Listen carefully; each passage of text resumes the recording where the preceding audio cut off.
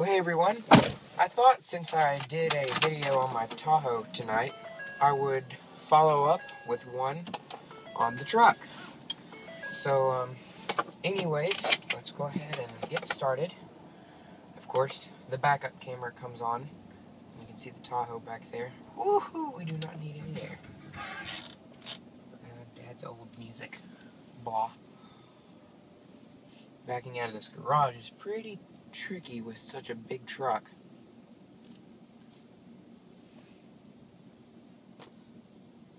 Alright. There we go.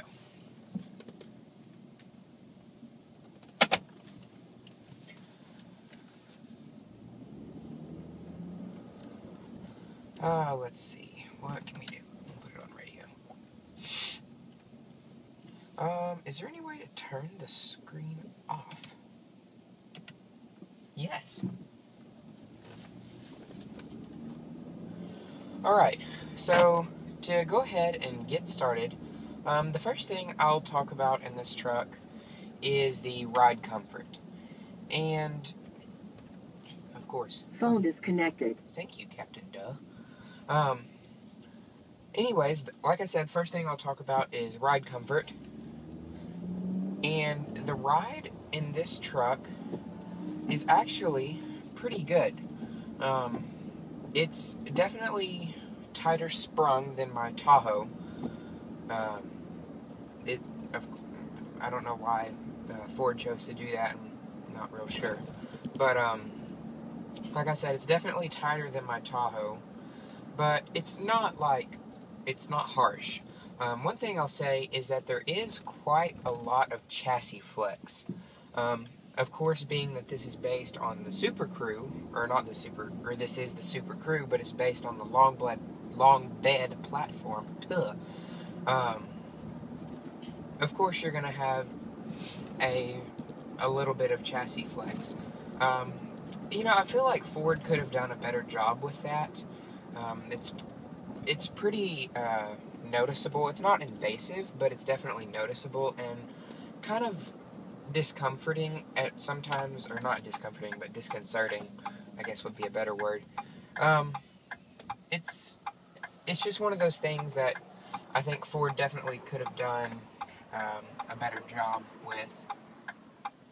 And I'll do a little bit of a manual mode acceleration pass. I'm not gonna thrash it or anything because this isn't my truck.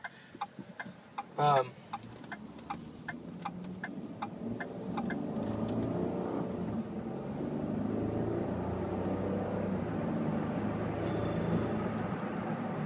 as you can hear, the engine is very quiet. You can definitely hear some of that turbo whistle when you get on it, it's nice to hear. The engine has a nice deep and throaty tone to it. It's not like a whiny V6 that you'd find in a sedan. I think it's very fitting for a truck. But like I said, ride comfort is very nice it does have a little bit of chassis flex, which, I feel like Ford, if they would have added a little bit more strength to the frame, they could have done a better job with that, but I'm not Ford, so maybe there's a reason they didn't do that. I don't know.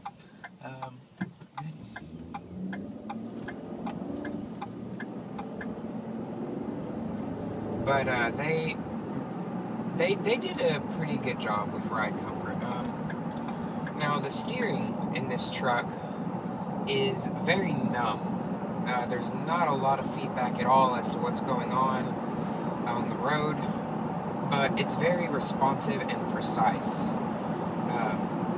It's just very, you point it and it goes. The road feel, like I said, is not that good. It's pretty numb, you don't really know what the front wheels are doing, but like I said, it is responsive, so I'll give Ford props on that. They did a good job there. Another thing that's different about this truck is it has the Euro-style turn signals and high beam switch, actually. So, regardless of how hard you push the the stalk, it's always going to return to the original position. That's just a new Ford thing with their trucks, and it's okay. It's not one of my favorite things, because a lot of times I'll be in town and I'll accidentally turn the high beams on, and I'm like, oops. But it's a good attempt, but they just need to refine it a little more. The transmission in this truck, of course, is Ford's 6-speed electronically controlled automatic with, like you saw, manual shift mode. It's a pretty good transmission. It's a little jerky at low speeds and just poking around town, but for fuel economy and all, it's really good. This is averaging 15.5 miles per gallon right now, which is a combination, more city driving than highway driving. That's absolutely incredible, a lot better than my 12.1 I get. But that's definitely one of the perks of having an EcoBoost, is the excellent fuel economy numbers.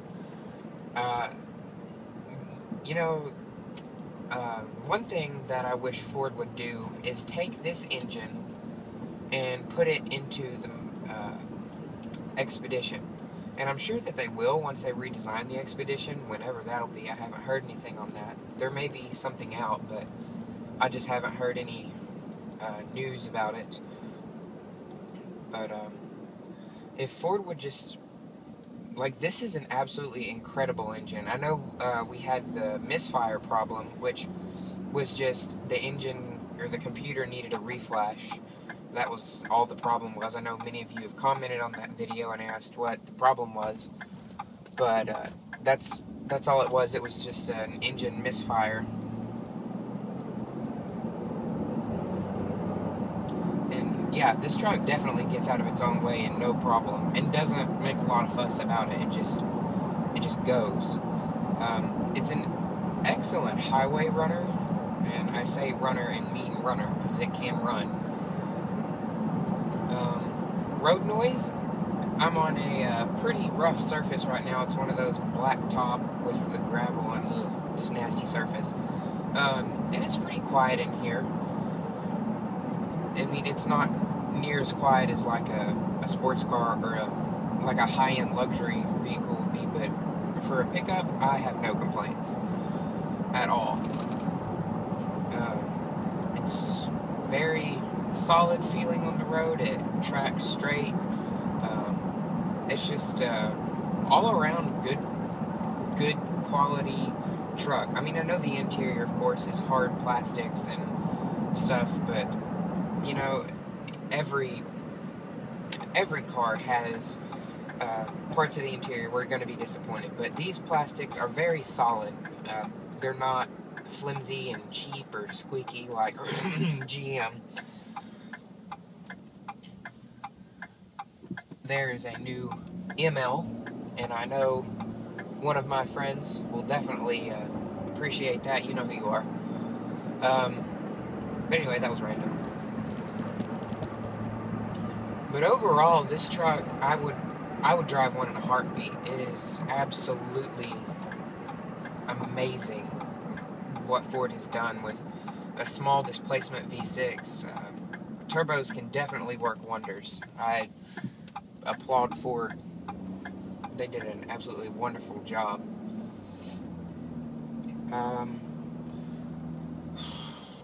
What else can I say? Visibility in this truck.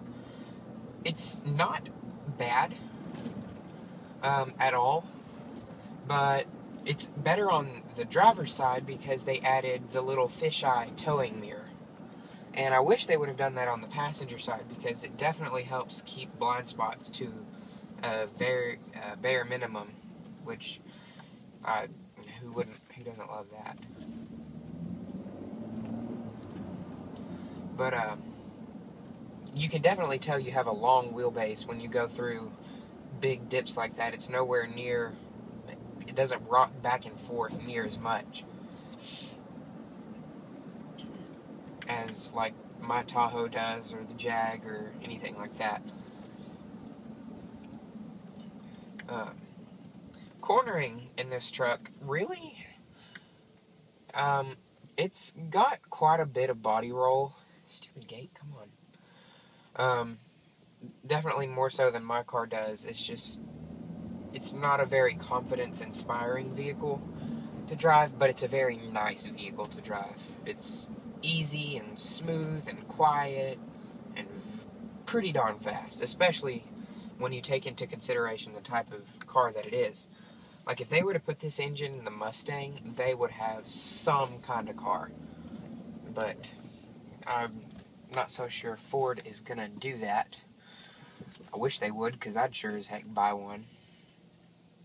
But I think it would be too much competition for the 5.0, which I can understand, because, I mean, who doesn't enjoy a big, loud V8 from time to time?